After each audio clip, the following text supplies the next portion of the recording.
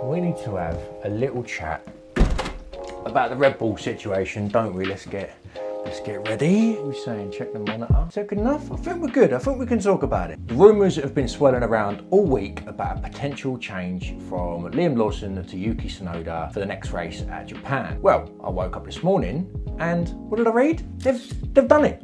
They've literally changed them over already. This might be, I don't know, is this the shortest driver change ever? Is it the shortest driver's change ever? It is. I mean, that's going to sound really, really obvious, right? As years gone by, there were drivers like Robert Dornbos or Vittorio Liuzzi who didn't have a lot of races in the Red Bull, but they all had more than two, didn't they? Sorry if this audio is a little bit wrecked. I've literally just got home from work, hence why I've not even taken my coat off. And I don't really have much structure, or I haven't written anything down. This is completely off the cuff. Just a bit dumbfounded by it, right? Like, this is going to be a bit of an opinion video, so completely unscripted, nothing special by any means. So forgive me if the quality's lacking a little bit, but I'm a bit lost. I'm a bit lost for words. Not sure I'm overly happy with this angle either. Autofocus is on one, but you know what? Let's stop worrying about technicalities and just get out what I'm trying to say. On one hand, I think Yuki should have been given the seat all along. He's been neglected many times now, and I don't know why. All probably contractual stuff between Honda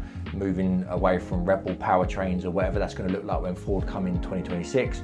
Who knows? But you know, of all the teammates that the Red Bull family have had, Yuki has been the superior one aside from the obvious, which is Max Verstappen. You know, in my 2025 championship prediction video, feel free to watch whenever you want, I sort of laid out all the reasons why Yuki is probably going to do well this year, and all of those were leading towards how much of a better driver he's been in comparison to his teammates. Neither of his teammates did any better than him. So again, forgive me reading my notes, but Daniel Ricciardo scored 4 times, his highest was 8th, and Lawson scored twice in 6 races that he competed in, and his highest was P9. So Yuki done an incredible job last season. Yeah, Yuki should have had the seat all along. This just makes Red Bull look a bit silly. You know, in recent years, Red Bull haven't done a lot to enhance their public image, shall we say. You know, you've had all the controversies on this very subject about having drivers for a short amount of time and dropping them mid-season. We had the cost cap breach of 2021. And there was also a couple of naughty text messages knocking about, weren't there? And we all know what that's done to Red Bull's public image. If I were a sponsor, right, and I'm looking at the decline in performance, you know, there's a lot of media attention around the car being really difficult to drive, a lot of speculation that Max is going to leave in a couple of years and break the contract early. It's not a good look. My biggest worry, more than anything, is that I don't know what this is going to do to Yuki. You know, the car is quite clearly built around Max Verstappen. Christian Horner said that in an interview, that, you know, when your lead driver is getting the work done in the car, they're going to continue with the performance development around him. So that's no secret.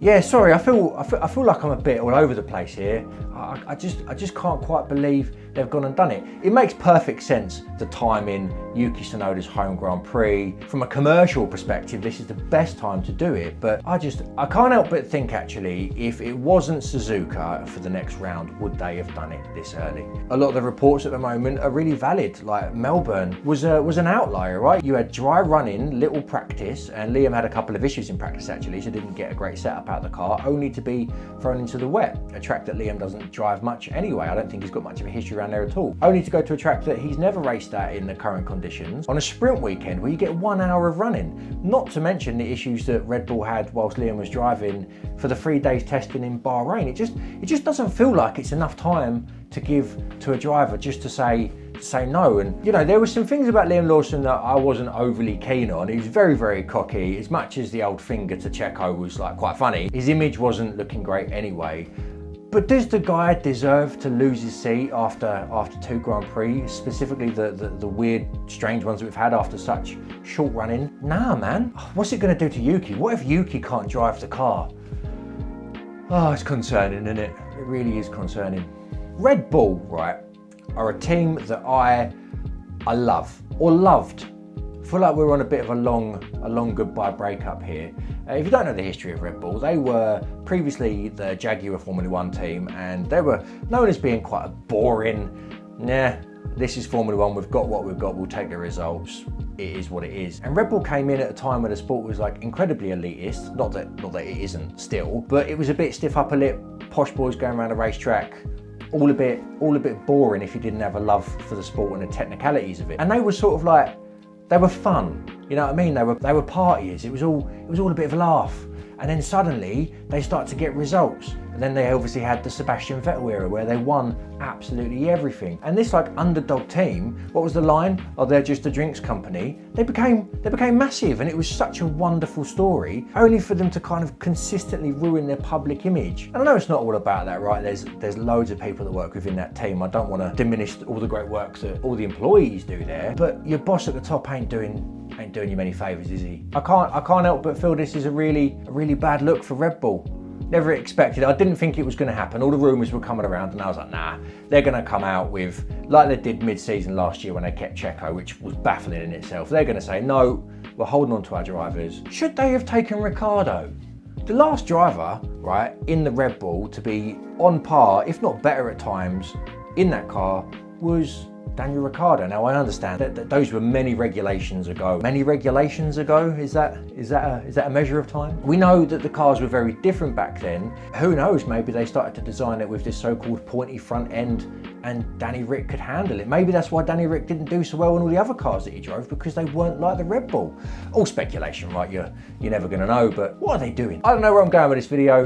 I think I'm going to leave it there. I just needed to rant. I needed to get my opinion out there that I just think this is all a little bit ludicrous. I hope Liam gets in the V-carb and he smashes it. I hope Yuki gets in the Red Bull and smashes it. But yeah, man, this is a weird time in Formula One, and I don't think I like it. As much as it's good for Yuki, it could also be just as bad if he doesn't do well in that car. Just Red Bull aren't doing very well for their drivers, apart from Max. And I think even he's going to get the ump of it soon, if I'm being honest. I'm still rambling. I'm going to go. Thanks for watching. Like and subscribe and all that shit. In a bit.